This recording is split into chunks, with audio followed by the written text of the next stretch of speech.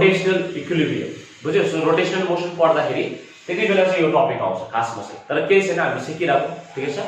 सुनो all data हामीले पढ्नै पर्छ यहाँनिर। सो यहाँनिर के छ भन्दाखेरि चाहिँ यसमा डिफ्रेन्ट डिफ्रेन्ट केसेस हुन्छ बुझ्यो। जस्तो कि यहाँनिर अल सर्फेसेस आर स्मुथ, मैले चाहिँ सर्फेस चाहिँ स्मुथ छ भनेर लेखेको छु, तर कतिवटा क्वेशनमा हुन सक्छ सर्फेस इज रफ, ठिकै छ। सो के चाहिँ फरक हुन्छ भन्दाखेरि चाहिँ सर्फेसेस इज स्मुथ छ भनेदेखिलाई फ्रिक्सन चाहिँ 0 हुन्छ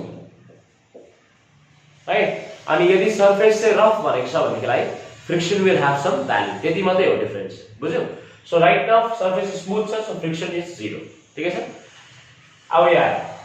लेटर अन हामी फेरि रफ सर्फेसको बारेमा पनि पढ्छ, तर त्यो चाहिँ after we study the chapter friction, right. अब यहाँनिर सर्फेस स्मुथ भएकोले गर्दा देयर इज अ 100% चान्स कि यो लोअर एन्ड स्लिप हुन्छ बुझ्यो, ठिकै छ। हेर है, ग्राउन्डमा यदि हामीले एउटा ल्याडरलाई राख्यो भने त्यो ल्याडर हतपत स्लिप हुँदैन, त्यही पनि तलपट्टि जुन चाहिँ लोअर एन्ड हुन्छ त्यहाँ एउटा मान्छेले पक्रेको हुन्छ जहिले पनि स्लिप नहोस् भनेर बुझ्यो।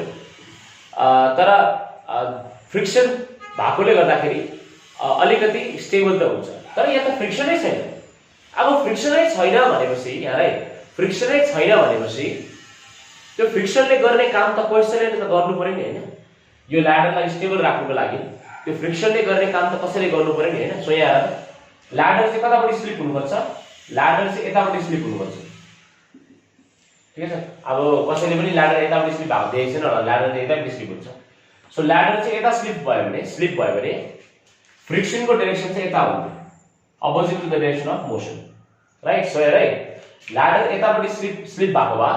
फ्रिक्सन चाहिँ ठिक अपोजिट डाइरेक्सनमा आउँथ्यो, राइट। तर फिलहाल चाहिँ यहाँ फ्रिक्सन छैन। सो फ्रिक्सनको काम चाहिँ यहाँ हामीले कसलाई गर्न दिन्छ भन्दाखेरि हामीले यहाँनिर एउटा रोपलाई लगाइदिन्छ, एओ मा एउटा रोपलाई हामीले टाई गरिदिन्छ, ठिकै छ। ओके, सो यहाँनिर चाहिँ के लाग्छ, फ्रिक्सन चाहिँ छैन because the surface is smooth. So रोपको के लाग्छ, टेन्सन लाग्छ, अनि टेन्सनको डाइरेक्सन यतै हुनुपर्छ बिकज टेन्सन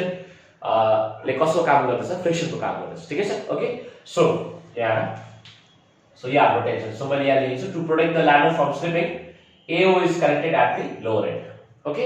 अब माथिको एन्ड त स्लिप हुने कुरा आउँदैन बिकज त्यहाँ ल्याडरको वेट पनि छ, सो माथिको पोइन्ट स्लिप हुँदैन, ठिकै छ। ओके, ल अब अलिकति यसको क्याल्कुलेसन पार्टमा हामी छौँ र यसो मजाले हेर क्याल्कुलेसन पार्ट कसरी गर्छ। सो नम्बर 1 कुरा, ल्याडरको सेन्टर अफ मास या सेन्टर अफ ग्राभिटी कहाँ हुन्छ, बीचमा हुन्छ, यति त थाहा हुनुपर्ने। हरेक बडीको सेन्टर अफ ग्राभिटी हुन्छ, जस्तो कि यो मार्करको सेन्टर अफ ग्राभिटी कहाँ छ, सेन्टरमा, राइट। एउटा सर्कुलर रिङको सेन्टर अफ ग्राभिटी कहाँ हुन्छ, बीचमा हुन्छ। सो सेन्टर अफ ग्राभिटी तिमीले क्लास 9 10 मा पढ्छौ, राइट। सो एउटा रडको सेन्टर अफ ग्राभिटी कहाँ हुन्छ, बीचमा हुन्छ। सो जुन चाहिँ रडको वेट छ त्यो चाहिँ बीचमा लाग्छ, mg चाहिँ बीचमा लागिरहेको हुन्छ, याद गर्नु ल। सो mg बीचमा लागिरहेको हुन्छ, यसलाई अलिकति तलसम्म ड्रा गरिदिउँ, let it be point D आउने ल, पोइन्ट डी। सो mg चाहिँ बीचमा लाग्छ, राइट, सेन्टर अफ, यहाँ लेखिदिइराख्छु सेन्टर अफ मास। ओके, अब यहाँ त्यहाँबाट what are the other forces भन्दाखेरि यहाँ ध्यान दियौ, यो ल्याडरले यो सर्फेसलाई यहाँ छुँदैछ। सो ल्याडरले यो सर्फेसलाई यहाँ छुँदैछ भने सर्फेसले पनि ल्याडरमा एउटा फोर्स लगाउँछ, that is the resultant force, ठिकै छ। कुनै पनि सर्फेसले त्यसको रिजल्टेन्ट फोर्स लगाउँछ, हामीले पढेको छ, नर्मल रिएक्सन फोर्स, ठिकै छ। सिमिलरली यहाँनिर पनि पोइन्ट बीमा पनि ल्याडरले यो वाललाई के गर्दैछ, प्रेस गर्दैछ। सो वालले पनि ल्याडरलाई अपोजिट डाइरेक्सनमा प्रेस गर्छ, this is the normal reaction force again. अब यहाँ अलरेडी आर लिइसक्यो नर्मल रिएक्सन फोर्स, अब यहाँ फेरि आर लिनु त भएन, त्यही भएर एस, ठिकै छ। सो यो एस पनि के हो, खासमा नर्मल रिएक्सन फोर्स हो। कसले लगाउँदैछ, यहाँ चाहिँ वालले ल्याडरमा लगाएको नर्मल रिएक्सन फोर्स। यहाँ चाहिँ जुन चाहिँ तिम्रो ग्राउन्ड सर्फेस छ, ग्राउन्ड सर्फेसले ल्याडरमा लगाएको नर्मल रिएक्सन फोर्स, ठिकै छ नानी। ओके, अब यहाँ ध्यान दियौ, यहाँनिर नम्बर 1 कुरा के छ भनेदेखिलाई इन इक्विलिब्रियम, अब फर इक्विलिब्रियम हामीले इक्विलिब्रियमको केसलाई कन्सिडर गर्छ बिकज त्यो ल्याडर स्लिप हुनु भएन, त्यो ल्याडर स्लिप भयो भने चाहिँ चढेको मान्छे गयो। So for equilibrium forces should be balance, हैन। So what are the forces भन्दाखेरि यहाँ अपवर्ड डाइरेक्सनमा r छ, डाउनवर्ड डाइरेक्सनमा को छ mg छ। सो r र mg के हुनु पर्यो इक्वल हुनु पर्यो। Number 1 r should be equal to mg for equilibrium, right. त्यहाँबाट टुवर्ड्स राइट टेन्सन छ, towards left normal reaction s छ। सो यो दुईटाबाट के हुनु पर्यो इक्वल हुनु पर्यो। सबै फोर्सेस मतलब ल्याडरमा जति पनि फोर्स लाग्दैछ everything should be in equilibrium, right. So त्यही भएर r should be equal to mg upward र डाउनवर्ड फोर्स अनि राइट पट्टि लागेको अनि लेफ्ट पट्टि लागेको फोर्स त्यो पनि सेम हुनु पर्यो। अन्त मात्रै त ल्याडर के हुन्छ इक्विलिब्रियममा हुन्छ। So all the forces should be balance. So tension should be equal to s, यो नर्मल रिएक्सन, ठीक है। ओके, अब यहाँ ध्यान दियौ इक्विलिब्रियममा सिन्स यो रोटेशनल इक्विलिब्रियमको कुरा गर्दैछ, रोटेशनल इक्विलिब्रियममा चाहिँ टर्क पनि 0 हुनुपर्छ, नेट टर्क पनि 0 हुनुपर्छ, ठीक है सर। अब टर्क तिमीले क्लास 10 मा पढ्छौ, ठीक है। टर्क भनेको चाहिँ के हो भन्दाखेरि अब जसले बिर्सिसक्यो टर्क भनेको चाहिँ फोर्स इन्टु परपेन्डिकुलर डिस्टेन्स हो। ओके, यदि मैले एउटा ढोकालाई बन्द गर्दैछु, ध्यान देऊ है मजाले, यदि मैले एउटा डोरलाई क्लोज गर्दैछु मैले के लगाउँछु फोर्स लगाउँछु, तर त्यो फोर्सले कस्तो मोसन क्रिएट गर्छ रोटेशनल मोसन हैन। ढोकालाई बन्द गर्दा त्यहाँदेखि कुनै पनि एउटा बोतलको क्यापलाई खोल्दा त्यो सबैमा के हुन्छ मैले फोर्स चाहिँ लगाउँछु तर त्यो फोर्सले कस्तो मोसन क्रिएट गर्छ रोटेशनल मोसन, राइट। सो त्यति बेला चाहिँ हामीले त्यो कन्डिसनमा के भन्छ भन्दाखेरि चाहिँ टर्क भन्छ, या त अर्को नाम चाहिँ यसको मोमेन्ट अफ फोर्स हो। मोमेन्ट अफ फोर्स पनि भन्छ टर्कलाई, बुझ्यौ। सो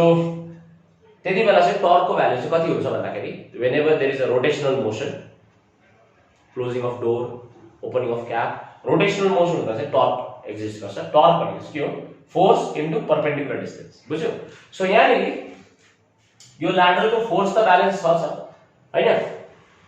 अझ एउटा कुरा के पनि ब्यालेन्स हुनुपर्छ भन्दाखेरि चाहिँ यो ल्याडर रोटेट पनि हुनु भएन हैन, रोटेशनल मोसन पनि हुनु भएन यो ल्याडरमा हैन। सो नेट टर्क पनि कति हुनुपर्छ 0 हुनुपर्छ। याद गरे नानीहरु, याद गरे, यो इम्पोर्टेन्ट पोइन्ट हो। So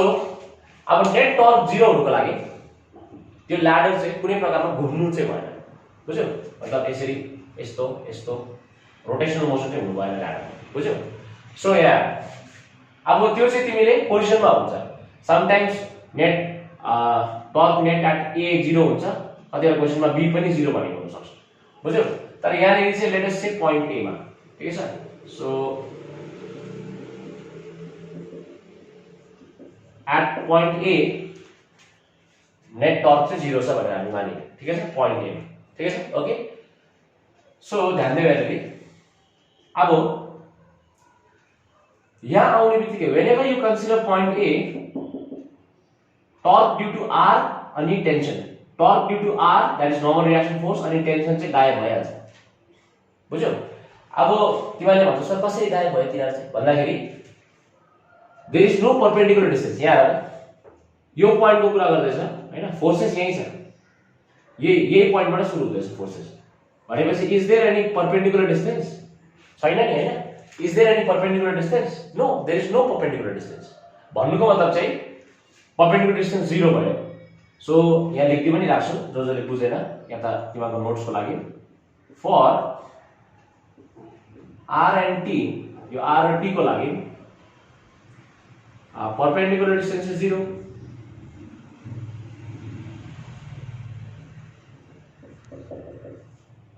so torque is also 0। So यिनीहरुले गर्दा यो r र t ले गर्दा कुनै प्रकारको टर्क लाग्दैन, बुझ्यौ नि? किन? बिकज अब जुन पोइन्टको कुरा गर्दैछ त्यही पोइन्टबाट नै त्यो फोर्सेसहरु निक्लिँदैछ भनेपछि डिस्टेन्स त छैन तिनीहरु बीचमा, त्यही भएर परपेन्डिकुलर डिस्टेन्स छैन भने टर्क पनि कति हुन्छ 0, ठीक है।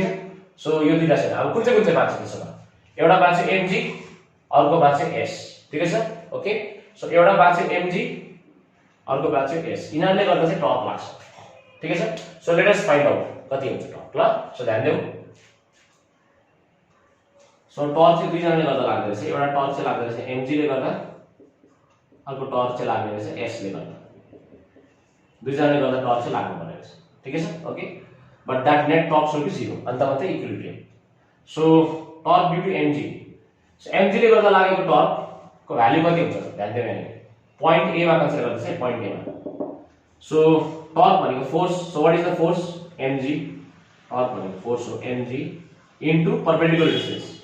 अब परपेंडिकुलर डिस्टेंस भनेपछि ध्यान दिनु हैन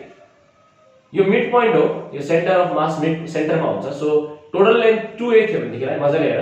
टोटल लेन्थ 2a थियो भनेदेखिलाई आधी लेन्थ त a मात्रै हुन्छ नि हैन यहाँसम्मको लेन्थ कति हुन्छ a मात्रै हुन्छ नि हैन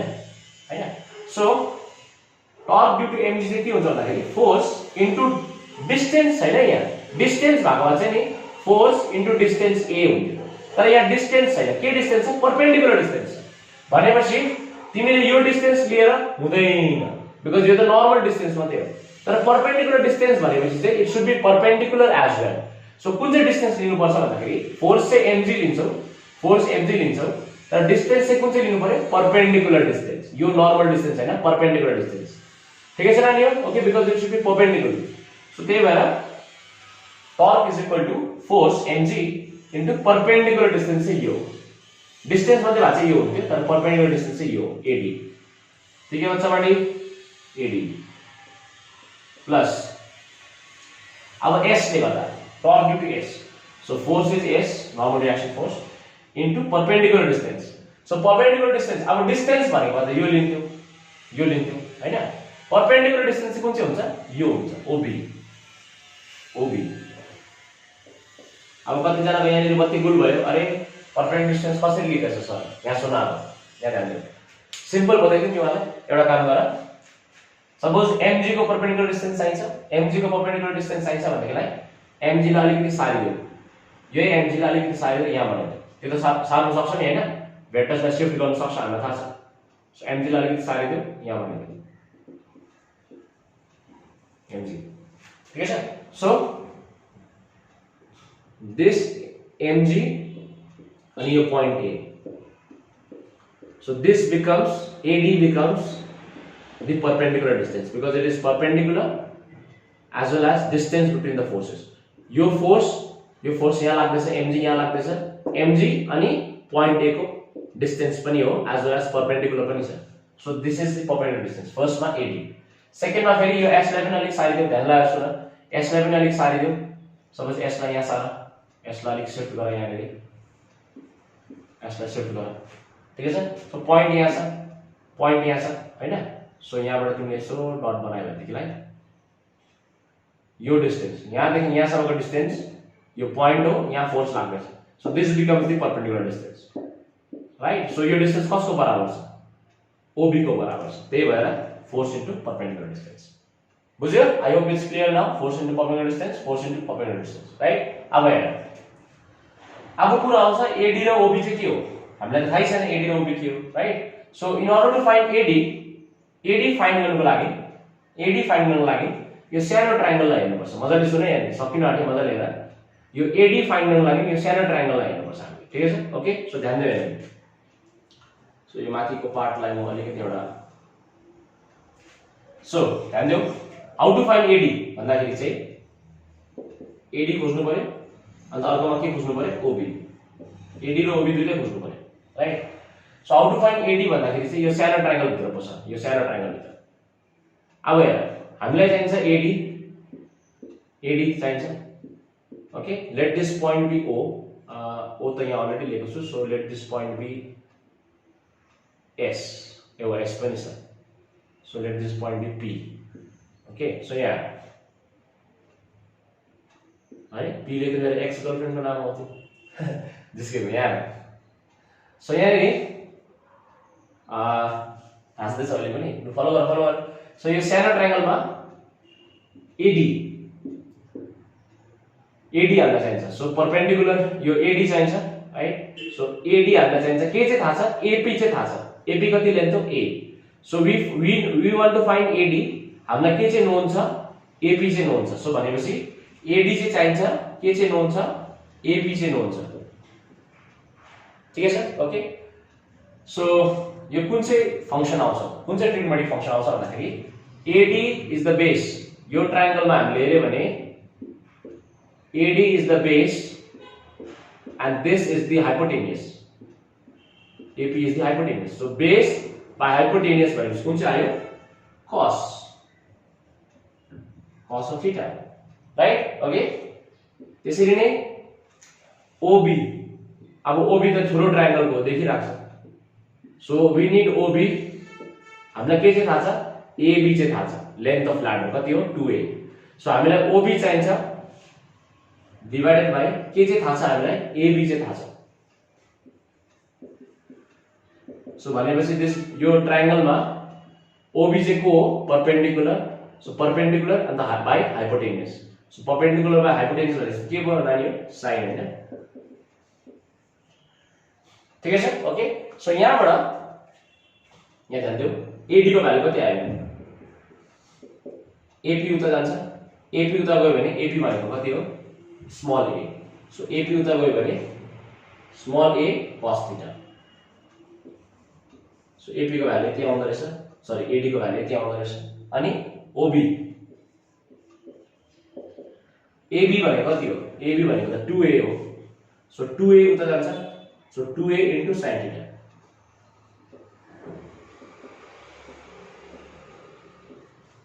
ठीक छ सो हामीलाई जुन चाहिँ भ्यालुज चाहिन्थ्यो AD र OB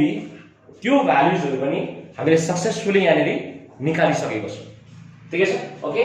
सो अब लास्ट पार्ट मात्रै रह्यो त्यो चाहिँ हामी के गर्नुपर्छ भ्यालुलाई सब्स्टिट्युट गर्नुपर्छ ठीक छ so let me just erase it अपे गर्दै गर तिमीहरुले ओके आई होप यहाँसम्म फलो गर्दैछ अब लास्ट पार्ट चाहिँ म यहाँनेर गर्दैछु ठीक छ okay it is quite लेन्दी but it's very simple right बुझ्यो भनेदेखिलाई एकदमै मजाले इजी छ माइन्डमा आरामले बस्छ तर बुझ्नु चाहिँ पर्यो सो अब म के गर्छु यो जुन चाहिँ एक्सप्रेसन छ यो एक्सप्रेसनलाई म चलाउँछु okay and I substitute the value of AD र OB ठीक है सो mg into AD भनेपछि कति छ a cos थीटा